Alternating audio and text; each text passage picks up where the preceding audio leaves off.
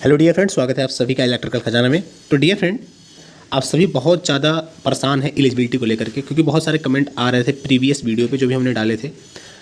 तो बताना चाहूँगा फ्रेंड्स, आप सबका क्वेश्चन ये है कि यूपी पुलिस रेडियो ऑपरेटर में बीटेक स्टूडेंट एलिजिबल है या नहीं है। क्योंकि डिप्लोमा स्टूडेंट ये चाह रहे हैं कि बीटेक स्टूडेंट एलिजिबल ना हो, क्योंकि बीटेक स्टूडेंट काफ़ी फॉर्म अप्लाई कर दिए हैं, उनके स्कोर भी ठीक ठाक आ रहे हैं, जिसकी वजह से डिप्लोमा स्टूडेंट को बाहर होना पड़ रहा है फॉर फाइनल सिलेक्शन के लिए।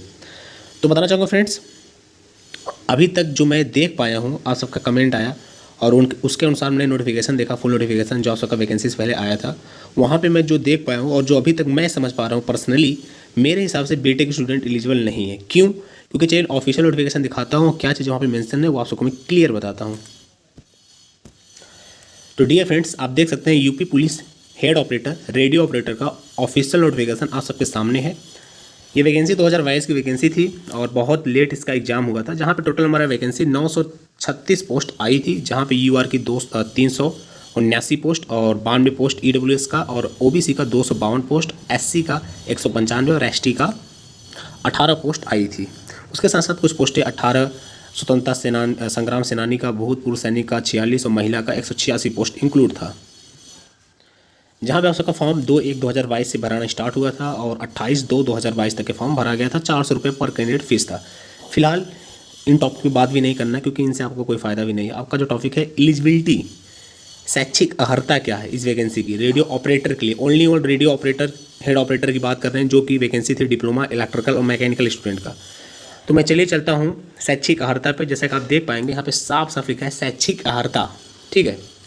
तो इसको पढ़िए। भारत में विधि द्वारा स्थापित बोर्ड से electronic, telecommunication, electrical, computer science, information technology, instrumentation technology, mechanical engineering में 3 वर्षीय डिप्लोमा कोर्स अथवा सरकार द्वारा उसके समकक्ष मान्यता प्राप्त कोई परीक्षा उत्तीर्ण की हो, तो ही आप इस फॉर्म को भर सकते हैं और आप एलिजिबल होंगे। मतलब अगर आपने इलेक्ट्रॉनिक ब्रांच से, टेलीकम्युनिकेशन ब्रांच से, इलेक्ट्रिकल ब्रांच से, कंप्यूटर साइंस से, इंफॉर्मेशन टेक्नोलॉजी से, इंस्ट्रूमेंटेशन टेक्नोलॉजी से और मैकेनिकल इंजीनियरिंग से 3 साल का डिप्लोमा कोर्स किया है, तो ही आप इस फॉर्म को अप्लाई कर सकते हैं। या अथवा देखिए, जो मेन कन्फ्यूजन की बात हो रही है, बीटेक स्टूडेंट यहाँ पे ये बातें बोल रहे हैं कि सरकार द्वारा उसके समकक्ष मान्यता प्राप्त कोई परीक्षा उत्तीर्ण की हो, तो वो इस बेसिस पे फॉर्म भरे हैं और इसी को बोल रहे हैं कि समकक्ष है, हमारा बीटेक समकक्ष है डिप्लोमा के। तो फ्रेंड्स, मैं कहना चाहता हूँ, आपको अगर जानकारी नहीं है तो मैं बता देना चाहता हूँ, जो बीटेक होता है वो ग्रेजुएट लेवल की वैकेंसी है, ग्रेजुएशन का इक्विवेलेंट होता है।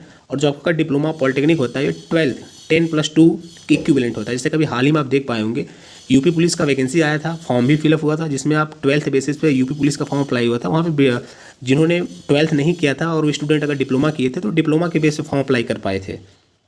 और दूसरी बात, अगर सच में डिप्लोमा स्टूडेंट बीटेक स्टूडेंट के इक्विवेलेंट होते, तो यार ये बताओ, किसी एई के फॉर्म में, असिस्टेंट इंजीनियर के फॉर्म में कभी भी डिप्लोमा स्टूडेंट ने फॉर्म भरा क्या? नहीं भरा है।